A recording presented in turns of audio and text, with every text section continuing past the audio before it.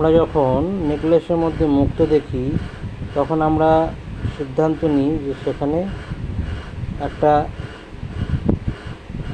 Thread আছে যেটা মুক্তগুলোকে বেঁধে রেখেছে। যখন আমরা একটা খুব সুন্দর নেকলেসের দিকে তাকাই আমরা দেখি যে মুক্তগুলো কিন্তু থ্রেডটা দেখতে পাই না।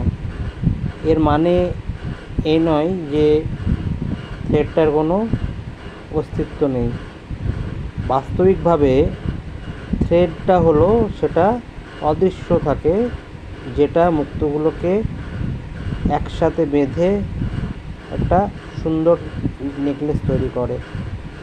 একইভাবে অদৃশ্য ভগবান হচ্ছে সমস্ত